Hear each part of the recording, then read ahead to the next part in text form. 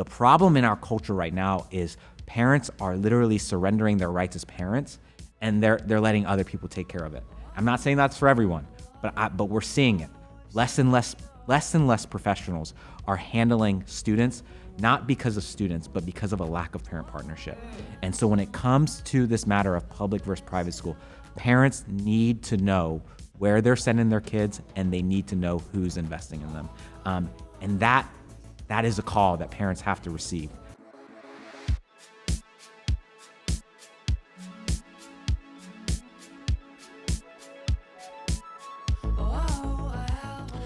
What do we say, fam? Welcome to Simplexity, a little podcast where we take seemingly complex matters and make them more complex. Mm-hmm. That's our catchphrase. That's the new one. That's the new and revised version.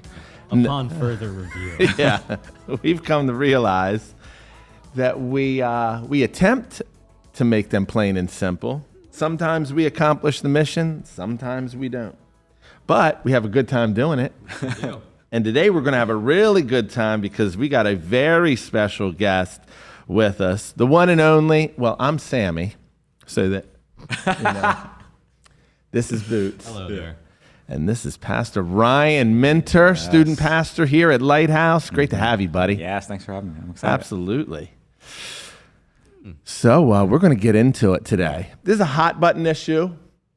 And this is one, actually, as I've thought over the course of the weekend and preparing for, this is one that I have found myself engaged in ever since I had kids. And that is the topic that surrounds public school versus private school. Which one is good for you? Yeah. Tried to make And that. your kids. And your Yeah. kids. Yeah. And the ears started perking. The Yeah. opinions started coming. Yeah. Totally. Ryan, maybe before we get into the topic as a whole, you could set the stage a little bit for why you have a unique perspective on this topic. Not only you as a student pastor, but maybe even Emily as well in her role. Yeah. So I think, Good. yeah, to give a little context, I grew up in public school. I went to public school my whole life. What school? So I went to 203 in Brooklyn, then I went to Marley Middle School, and then I went to Glen Burnie High School. Ooh. Yeah. Trifecta. Damn it. Yeah. You got your stripes, brother. Yeah, I turned out fine. I'm a patriot. I thought I had my stripes. I ain't got nothing on you. Yeah, and then Gopher. yeah, and then I went to Liberty. So I went to College Park for part of college, then I went to Liberty. Go Flames. Go Flames, yeah. And Go then Flames. then my wife went to private school her whole life.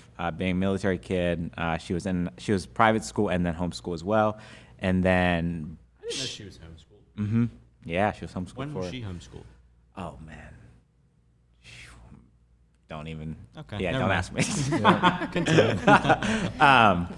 But she now teaches in Brooklyn, right here in a public school. And so we have these conversations all the time. I bet. And even more so in the last 4 years, watching the school systems drastically shift.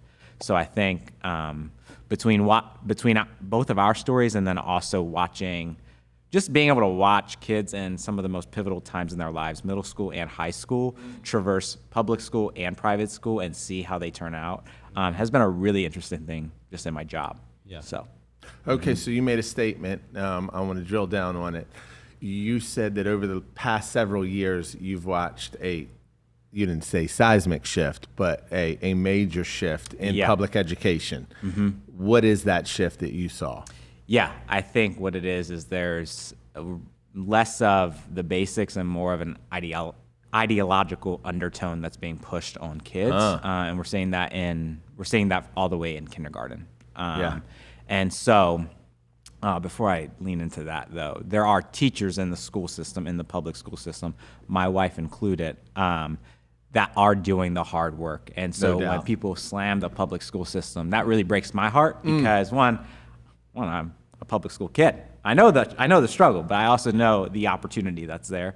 But also I know there are teachers out there fighting the good fight, No doubt. trying to really, really go against the current. And and stand on truth. And Amen. which you listen to this. by the way. Exactly. Yeah.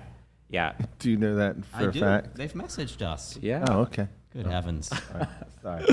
Anyway, hey, I just want to give a shout out to those, and there's a large group that attend here at Lighthouse Church. Yeah. We just want to give a shout out to you, both public and private. Hey, just Yeah. for your willingness, raise your hand and say, hey, I want to jump into the fray, invest my time, love those students, stand for truth, and we celebrate you and majorly understand, to a degree, not majorly. We majorly celebrate you. We, to a degree, understand the struggle and the current that you're up against. And so kudos to you. We love you so much. Praying for you. Yeah. And this might be a conversation that you have had many times yourself, but I think, be the fact that you said that there has been a shift, this has become a very tense conversation. And now me being a parent, having had my kids in public and private and homeschool. Oh, we covered the gamut. Mama Ruth, she's the homeschool teacher of the year in our house. I love you. Isn't that impressive? There's only one. I wasn't going to say that, Boots. Yeah. Nevertheless. She beat out Sawyer. Your family dog. That's right. So where do we begin with this discussion? What do you believe Yeah. would be the jump-off point? Yeah, I think the biggest thing is to address parents. I think we talked to teachers already, but from a parent perspective, I think parents have to be really mindful that they are not the savior of their kid. They're stewards of that kid. And their job is really to remember that their kids are image bearers of God, that they're humans. They weren't made to be shaped by systems. They were made to be shaped by people who are loving them. And so you have to first understand that your influence really matters as a parent. Amen. That you have to know your kid, you have to take time to get to know them, and you should be the one that's starting the conversation when it comes to biblical truths and a biblical worldview. Totally. And so I'd say, first thing first is understanding that every child develops differently. Because I think sometimes what happens in this conversation is it's like, well, our first daughter went to public school, so of course everybody's going to go follow the same thing. But That's right. sometimes what you have to do is you have to look at each kid individually because God created them uniquely and individually. So I think that really matters in this conversation is looking at each kid and then saying, okay, what is best for said kid? Does that make sense? It makes perfect Yeah. sense. What are some of the things that, would mark them as more individualized or distinct? Like, what are the categories that could differ and would go into the equation of determining what would be best for them? Yeah. Great Great question. question, Boots. Thank you.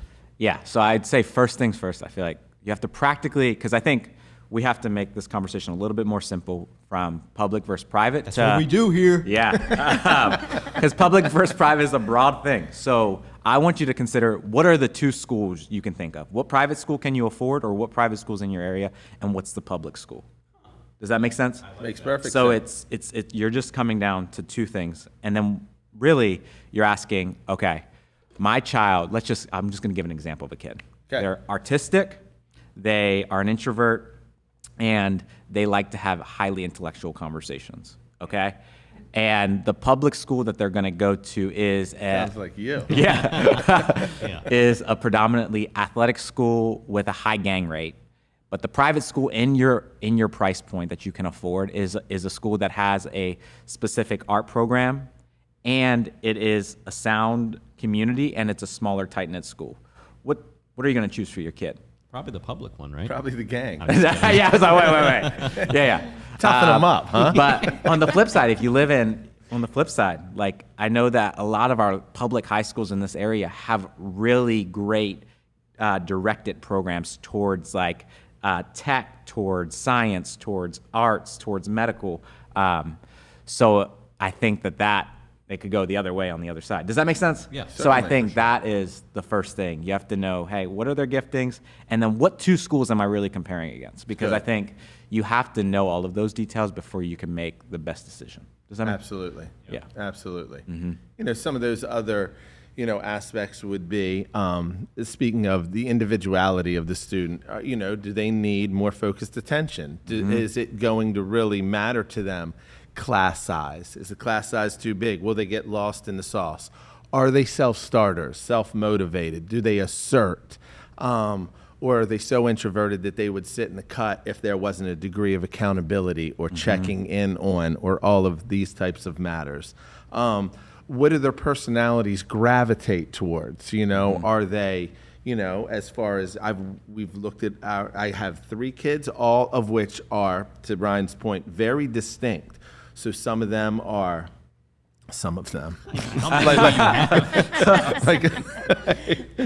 I got I've got 6 who are. and then the other 9. No, so they are very distinct in their affinities towards the groups that they hang with. Silas is consumed with sports. So he wants to be on any given field on any given day, and he wants full contact. So when it came to private school, we had to look at, does this offer him that outlet? Whereas public school actually catered more towards him.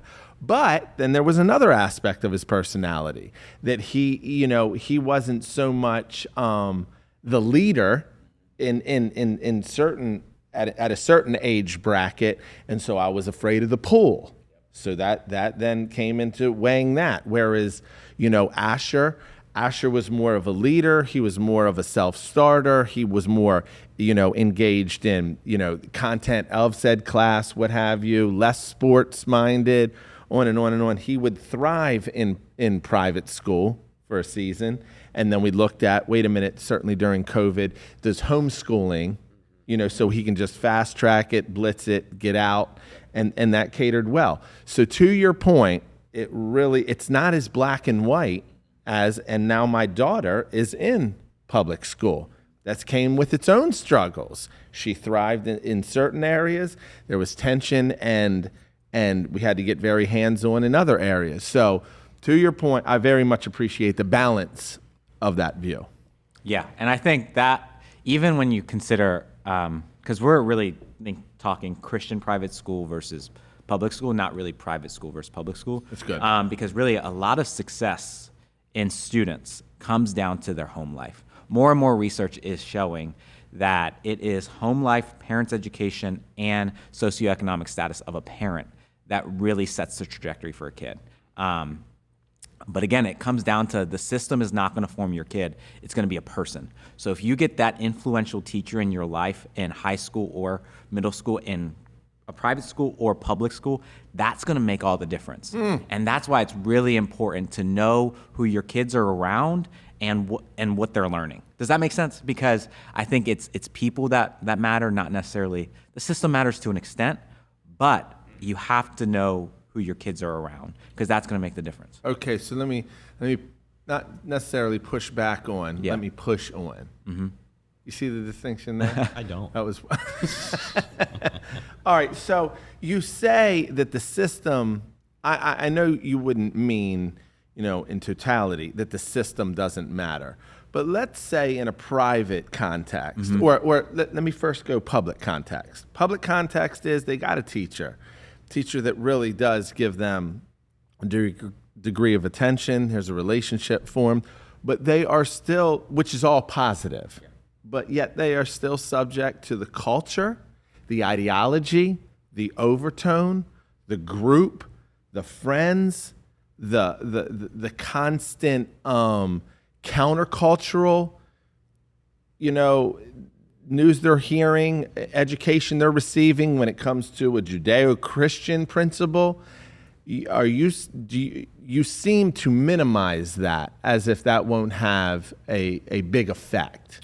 No, I absolutely think it will. I think the difference in 2024 is how subject every single student in a school system is to technology. So when you think about, yes, the system does matter. What I mean more so is we have to get our kids around the right people, no matter where they're at. Because just like in a public school, you have the ideologies that are kind of being forced by the system. In the private school, you still have, they are subject to technology, which is really dangerous, and oftentimes that can have really negative effects. And what I mean by that is just simply you are maybe a little bit, I'm just being honest, to see pornography in a private school being airdropped as you are in a public school being airdropped. Sure. You know what I mean? Totally. So I think that those are the things that when I think about public versus private school, you have to know who's leading your kids. Sure.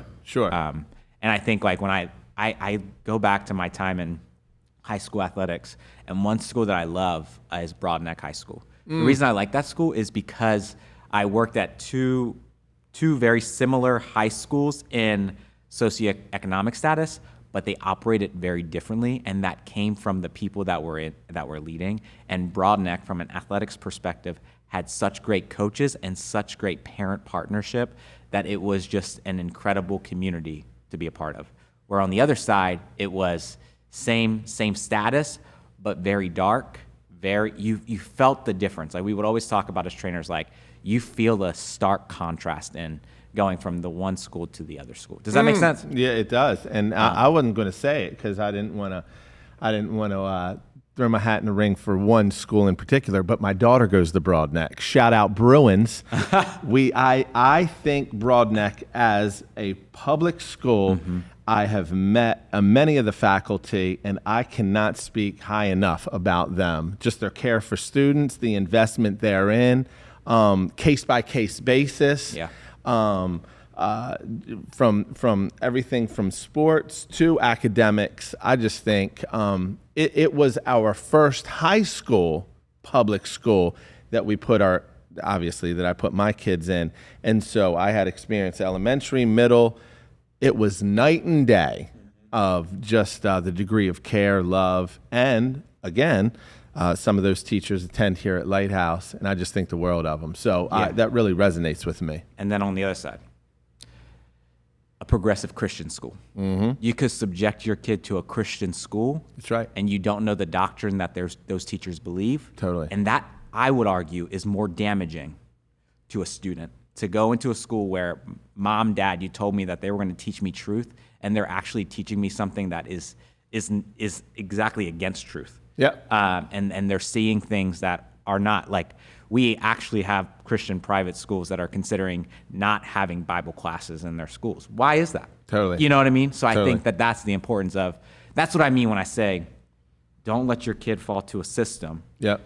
Let your kid be molded by people. So you know your kid and you know where they're going. Does that make sense? It makes perfect sense. And I think it comes full circle in that, studies have shown that there has been this line of thought when it comes to certain socioeconomic, families that want their kids raised in private education because of certain things such as, hey, they get, a greater degree of attention, class sizes are smaller, but also the bedrock in that they are Christ-centered schools, or so they market themselves as. And it has been the thought, I can just send my kid there and they can raise up really healthy little human beings that, by and large, agree with some Judeo-Christian principles, and they're not at all ready to partner with the school. So there's no underpinning of that back at the home. They're too busy working, doing, paying bills. Totally get it, and I'm sensitive to it. But the thought has been, I'm going to put them in private education, make sure that my student comes out healthy, well, clean, not addicted to drugs, porn, or anything else. Why? Because I'm paying a lot of money. That's a farce. Yeah. That is fundamentally not how things work. Why? Because they are only as good as the home life that they're rooted in, and that partnering with the school. So, to your point, it was interesting when Ruth and I started to investigate private schools in our area. Many have either in their slogan or on their first, glance at their website, they are Christ-centered. You do any degree of digging. I'm not talking about digging like a pastor would dig.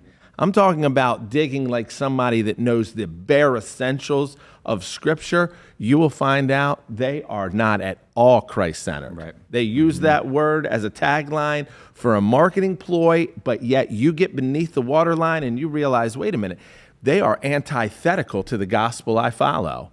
And yet it's just a private school, very progressive in their ideology, and you're going to spend a lot of money. They might get special attention because class sizes are smaller, but as far as you raising up little healthy Christian boys and girls, that's a far cry from their aim. Yeah, and I would even say, I try to hold as balanced of approach as I can in this.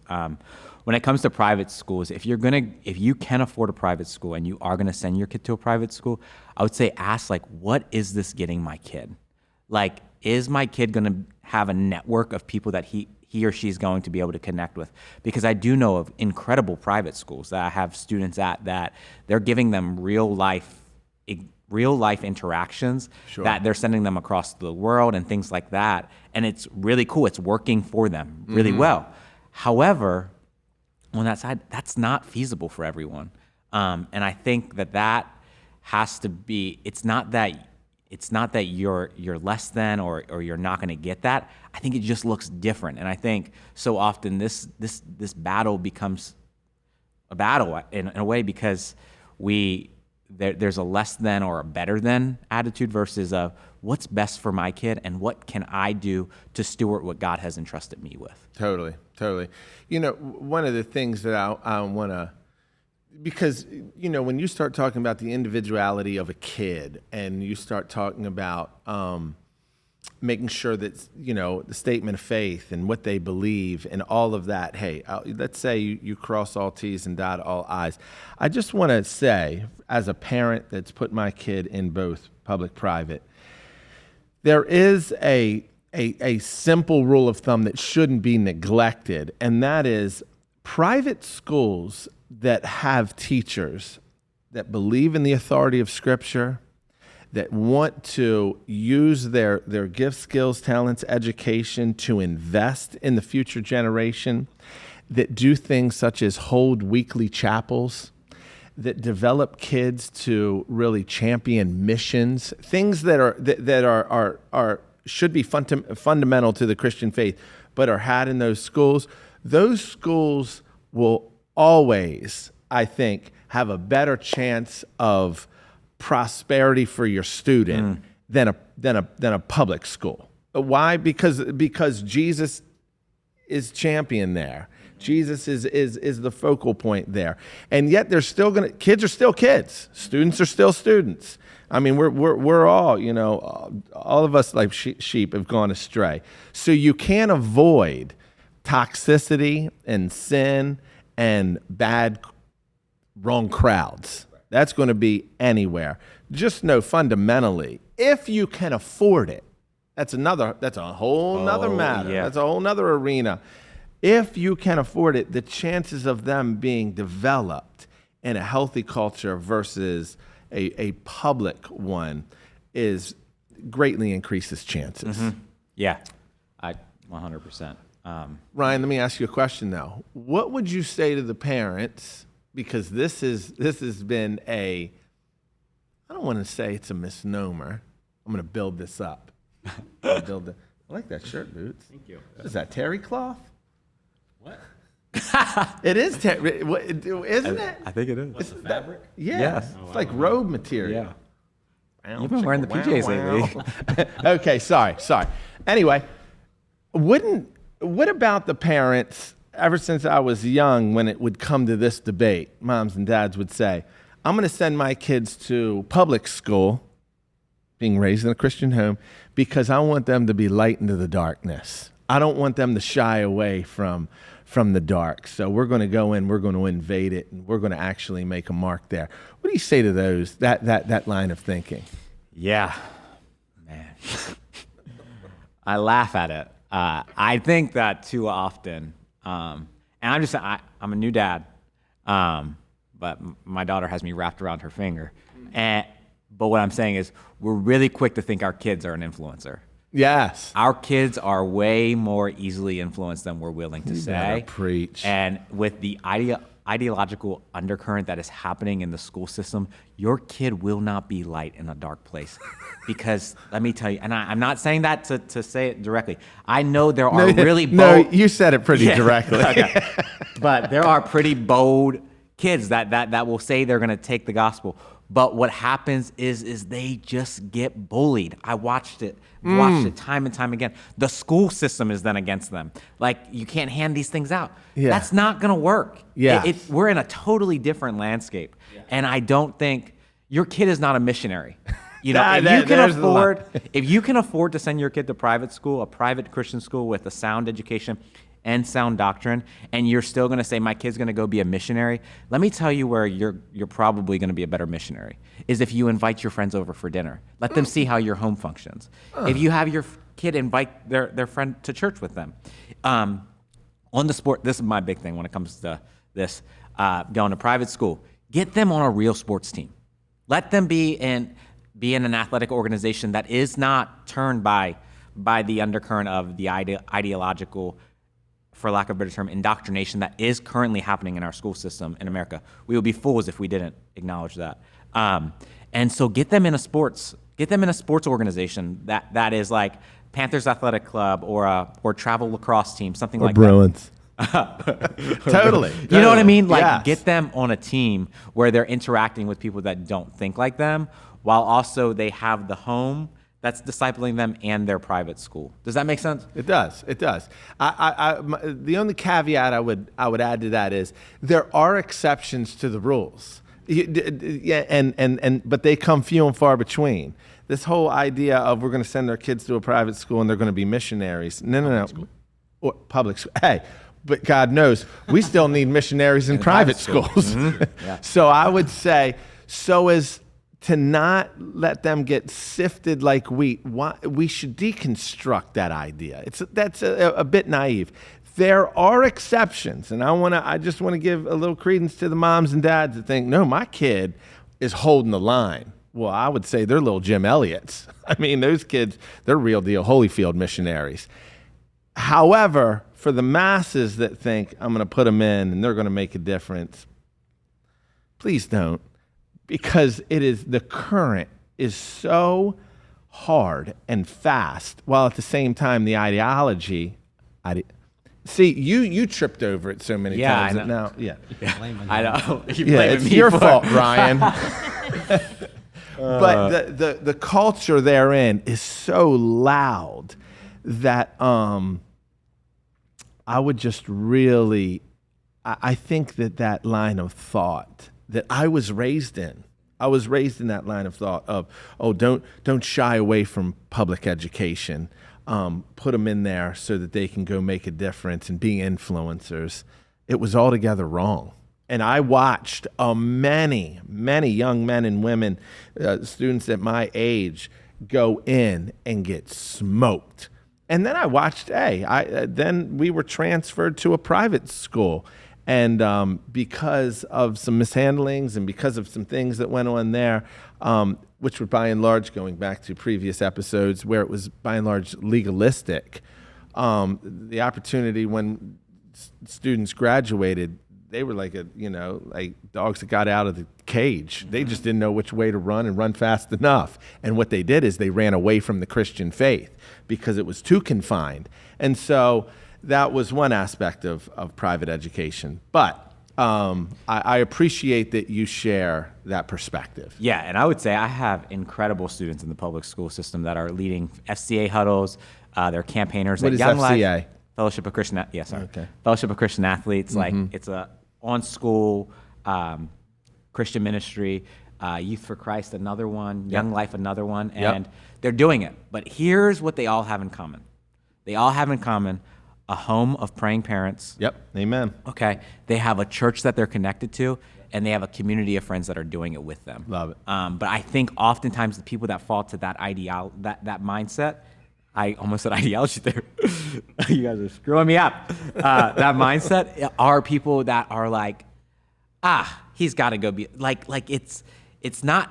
I almost think some people use that flippantly. Oh, sure. And quickly versus like, okay, is this best? because you don't want to feed your kid to a wolf. No, you don't. You don't want to feed your kids to wolves. And I think that is so important. And okay, they have a good community, that they are in church together. They're hearing the word of God together, and they go to school together. Sure. I feel like my kid has a pack to go with. Does that make sense? Yeah, it makes perfect Yeah. sense. And I think a lot of it has to do with, as you said on the front end, that they're not influencers yet. They're being influenced. And so there's a training ground for missionaries. There's a training ground for those that are going to be salt and light, city on a hill whose light cannot be hidden. And I don't think the public school system is the place that trains them. I think the home life trains them. Their adolescence, their teen years, their formative years when they're around. You know, my daughter is involved in Young Life. It shapes and invests and deposits and builds up. And I see all of this increasing and growing so that when they get out of public education and or private school system, they're ready to stand on their own. I don't think, I think it's just naive to think, send them in and because they're ready. That's it. Once again, there's exceptions to the rules, and there are pockets of really mature believers within some of these school systems that will cultivate that in them. I just think the overarching mentality that I was developed in, that was fundamentally wrong. Yeah, I think one of the cool things that's happening right now is homeschool tutorials are popping up. And I don't think that should be neglected because there are really, I've seen a few thriving, at least middle school, and one high school that I know of in our area, like tutorial that's thriving with just homeschool moms and dads that are taking turns teaching, and then they're coming together, joining at local churches to be taught. And that's a really sweet thing because they're seeing moms and dads be the church. They're learning, and there's solid education and a biblical worldview being taught. And then I see them, they're on different sports club teams, and it's like, whoa, that's so cool. And so I think that stigma also is kind of, the homeschool stigma is kind of falling off. Yeah, definitely. It used to be you go to homeschool, you churn your own butter, you always wore, every kid wear denim jumpers, and you couldn't cut your hair. Now that has been deconstructed because there is a growing number of parents that are going, you know what, I got to take matters into my own hands. If I want them to follow Jesus and know about him, I'm going to have to do it myself. And I appreciate that, but yet they partner with other really, really skilled teachers. My kids did stints in homeschool tutorials, and man, it was so life-giving. The community therein were just some of the realest and coolest, but yet devout people that really made their life's mission. We want to invest everything we got into our kids so that we set them up for success. And yet there is no shortage of education. Like, it's not like, man, they get a subpar. You could argue they're getting next level. And they're learning how to learn by themselves. Like, well said. I don't know, the self-starters that come out of homeschooling programs is pretty impressive to me. Yes, it is. Yep. Yeah, and some of the, like, sweetest, most polite, like, disciplined students that I know are homeschooled. Yep. Yeah, emotional maturity. Yeah. You see a higher level of that, Yeah, they're not right, because it used to be the opposite of that you thought that they were cocooned, they were isolated, they wouldn't know how to, talk. Yeah. All of that has been deconstructed, all the more now that certain celebrities have been a lot more, outspoken about them being homeschooled. I believe one of them wasn't it Tim Tebow? Sounds right. Hey, that sounds right. Can we fact check celebrities that were homeschooled? While we do that, can I pose a rebuttal to you that I've heard before in regard to... Are you blaming this on somebody else, or is this your rebuttal? Yeah. I don't think I'm that passive that I would say. A friend of mine once said, unless it was actually the case. But I've heard if you are so kind of nervous about sending your kid into the public school system, then that reflects a deficit on your in-home discipleship. Do you think that that's accurate? And if not, why? I don't think that's accurate at all. Who said that? Yeah. I want to know, actually. I don't name my sources. Okay. Yeah. Are Can you we saying call, this? Can we call them Yeah. right now? No, I think that, I think a nervousness in sending your kid to public school knowing what's happening right now is almost like wisdom, because you're going to carefully consider it. I think, yeah, could it be a little bit of a, hey, I need to do more? But no, I just speak from Emily and I have been a public school guy. Ever since we started dating, I was like, hey, her mom does not like public school. She's like, no, private school, I will pay for it. And I'm like, huh? Well, no. But in the season, as Lennon's growing and we're already, because you have to think about preschool, so young, I don't even know why. But I'm like, there's a nervousness in me of like, what will the school system look like in 5 years? You know what I mean? I don't think that always reflects a deficit of discipleship at home. Yeah. And I think you have to consider the relationships within a home, that they ebb and flow, that there's sometimes your kids are super connected to you, there's sometimes your kids want nothing to do with you because they're growing. And that goes all the way back to my point of know who's influencing your kids, get to know them, and surround them with people that are going to point them to truth and love them well. And recognizing perhaps that certain systems draw certain people who will be able to pour into them well. Here at the church, we did the midweek service, and we've had a couple of different teachers be on guest panels, and they're at a local private school here in the area, and I was just blown away by the caliber of content and character and their ability to communicate clearly with a passion, truth, compassionately and graciously. I was like, I wish I went to that school. It just blew me away. And their relativity, they get students. Yep. They get what they're enduring, what their pressure points are, what they, how to communicate, what their worldview is, and needing to combat certain aspects that for many parents, it's not even on the radar. Yeah. So not that they've resigned themselves from it, it's just that they're not embedded in it.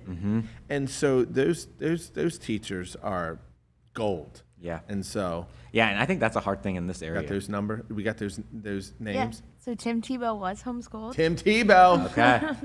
Who else are you looking for? Because there's a list of celebrities here. Just throw them out there. Let's Justin see. Timberlake. Whoa. Emma Watson. Justin Timberlake? JT? Yeah, because he was a part of Mickey Mouse Clubhouse, so they took him out to homeschool. Oh, well, that doesn't See, count. a lot of these Mike line up was with too, that. right?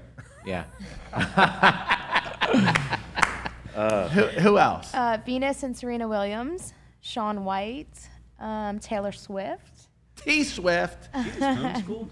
Well, yeah, probably 'cause she was out on the road. Yeah. Do you know Bethany Hamilton? I don't know that. Was she from the Shark? She's the surfer that got Surfer, yeah. attacked. Oh, that's right. Yeah. Yeah. Oh, yeah. Did a whole Dennis Quaid movie. She's from the Shark. The Shark movie. That's yeah. Ryan Gosling, Okay. Selena Gomez. See, they turned out. Now, I guess that is that a result because they were, they were Yeah. childhood actors and Probably. okay. Yeah, this website says Charlie Chaplin. Who? Charlie Chaplin. Who's that? I don't know. Charlie Chaplin. I don't know who that is. Should I know who that is? Yes. Like silent films? Yeah, black and white films. Okay. Had the top hat. Oh, okay. Okay. Well, moving Perhaps on. we should continue. We're a long way from home, aren't we? Yeah. Okay. Hey, thanks, Beck. Yeah. But that's the hard part in this area, I'd say. We have some incredible public schools, but we also have some incredible private schools. Yeah. So it makes the decision like this hard. And I feel like if you get anything from this, and it doesn't make it easy, but this decision is a hard decision because it carries a lot of weight. And if you're in our area in Maryland specifically, there are a plethora of great options both sides. Yeah. So. One thing that does somewhat help the decision-making process is how broke you are. Yeah, to that Of point. which, yeah, I have been on the end of where I thought, this is pretty easy for us. As much as we'd like this school, we'd be broke. Yeah. We couldn't even afford to send our kids to public. Yeah. So no, but it is a major for some families. It is a major sacrifice, and yet one that some families can actually get across the finish line. Takes everything you got. You're robbing Peter to pay Paul, but the investment. I understand. Just know if you partner with that school, and it's a school that is sound in doctrine, Jesus centered. I think the sacrifice is far outweighed by the blessing. Yeah. And I would stand behind that if you can. And yet we've had to pick and choose what kids we would put in private for that purpose. Yeah. I would make the argument, push back on this, that the years that matter the most in this decision, not that they all don't matter, but middle school matters a lot. When I talk to parents, when I talk to even Emily, I'm like, those years are the most awkward years. If you look back, those were the most awkward years of my life, and those really formed me in a lot of ways. Ryan. And so I think if you have the ability, even for 3 years, to get your kids, because a lot of people are like, well, I don't want to take them away from their friends. But 5th to 6th grade is a natural transition. Their friend groups are changing no matter what. And so when they're in 6th grade, they get a private school education with biblical doctrine. That is incredible, 6th, 7th, 8th. And then you can make the decision by that point, okay, is private school for my kid, or can I not afford it? Do I need to send them to a public high school? Good. And then research your public high school, research the magnet programs. That way that then you know, hey, okay, I'm sending them. They had these formative years under sound teaching and great education. I'm sending them a little bit more confident. Does that make sense? Yeah, definitely. No. And, I appreciated your take throughout this episode, one, because it feels really even-handed, but it also feels like it's very nuanced. And it's something that I've had a very black and white opinion on. Like, I was kind of the opposite of you in that I was like, no, clearly it's public or private school is the option, because I saw it exclusively through the prism of ideology. Mm-hmm. That's how you say that word. There you go. Thank you, Boots. No. But I want to, as we wrap up here, I want to turn the page slightly, just because I have a question that's been ruminating in my head for a moment now. This always makes Sammy nervous when I No, it does not. I like it. So we've been talking a lot about the student and what's best for the student and making that decision, and rightfully so. However, I just want to pose the idea, we as Christians, as believers, we believe that we have a redemptive, restorative role in the world. So is it a stepping back from responsibility to not engage with the public school system, not to redeem it in certain ways, not to restore it? Because in a sense, we're okay, you know what? We surrender this territory. Or is the counter side to that, no, we're just building something better with the public or with the private school. So like, how do you navigate kind of that role, not as stewarding your student, but engaging with the school system as a Christian? And, kind of similar to like voting. Yeah. Like we've talked about on this podcast, we believe that Christians have a role and a responsibility to engage into the political system to improve people's lives and to see a better country or better state or county. Is there a parallel there in that we should engage in some regard, or what do you think? Yeah, I hear that. I think you have to consider your neighborhood, right? That maybe it's not going to the school, but in your neighborhood, I guarantee your kid's going to have some kind of friend, if your kid is playing in the neighborhood, that goes to the public school. So I think there's your redemptive edge. You're still making connection with people in the public school system. I think there is a responsibility, but I also think it could look different, because your kid might not be an initiator. So your kid might just go to school and she's just intellectually focused. I'm going to get my assignments done. I'm going to do my work, and I'm going to show good character. But your kid also could be somebody that that goes and they want to share the gospel, and they are like that. So I think it all comes down to that. Hey, who is your kid? What are they doing? But I think there are other ways aside from just subjecting your kid for the sake of evangelism to the school system to engage with the public school sector. Totally. And I would say, to your question, the redemptive edge is the local church. Yes. The redemptive edge is the body of Christ that Jesus established, that his kingdom would come, his will would be done. I just think that when it comes to students and that age bracket, I don't care if it's from elementary to high school, I would not trust the missionary priority to their context right now, unless you are completely assured with great degree that, hey, they're going to go in there and be that redemptive edge in that countercultural world. It was Russell Moore that recently said, don't be surprised when you send your students to Caesar, they come home as Romans. I so appreciate that. And so the redemptive edge is the local church. It is what, Ryan, you are doing with our student ministry, the way that you show up to public schools, sit, love on, invest in, build relationships with them, their sports teams, the faculty in those schools.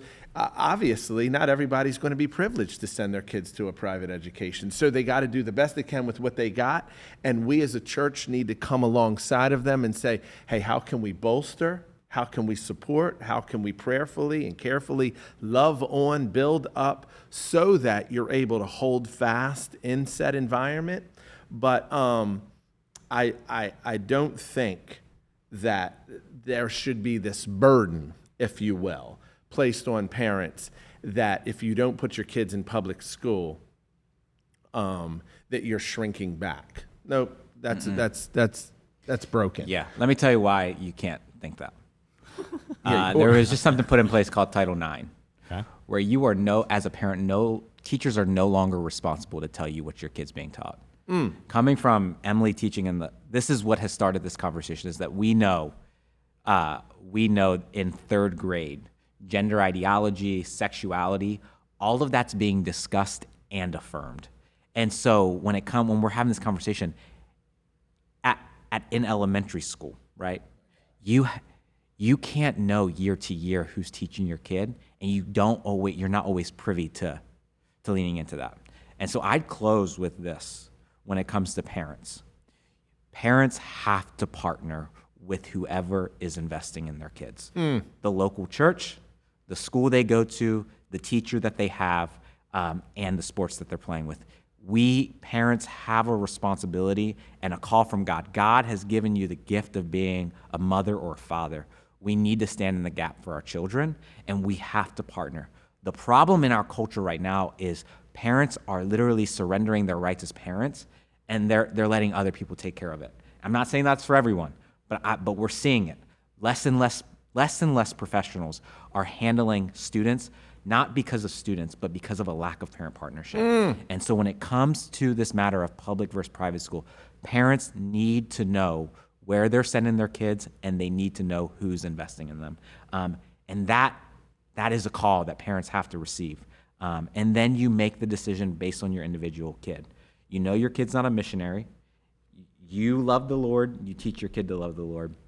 And then you don't let your kid be fed to wolves. And I think if you take it case by case, child by child, and you do the best that you can, honoring God with where he's leading your family, he's going to bless that, and he'll meet you in it. That's what I would say. Now, you can't do a mic drop, but you could just tip this whole... Yeah. We can't afford for you to do that, so I wouldn't recommend. But no, that is a beautiful Well place, said, brother. Place to leave it. Ryan, I've been looking forward to this one. I so appreciate your heart, man. And No doubt. Just getting to watch you lead the student ministry here and everything that Sammy already said. It's just incredibly insightful, and your passion and your zeal comes through very evidently. And No so doubt. I so appreciate you, man. Appreciate Amen. you guys. Thank you As guys. a parent with a kid, under your leadership, buddy, I just want to say what it is to, what an incredible encouragement to know that when my kids are in your care, under your leadership, under your passion for Jesus, and yet a passion for them. You don't find this very often, man. We're blessed as a community to have you, and I'm really, really grateful for the way God's using you. And so, even in this conversation, you prove extremely helpful. I love you very, very much. I love you too, Boots. Thank you very much. close. Let go of me, please. But with that, we'll have to leave it there.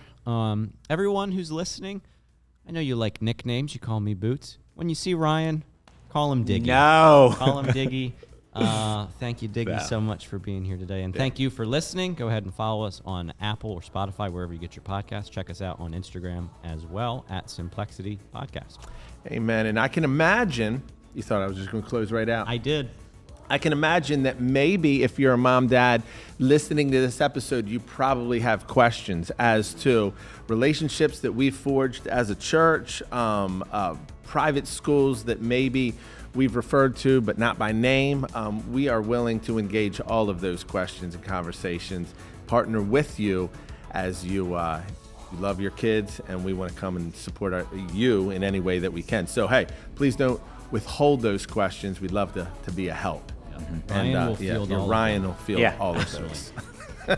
Love you guys.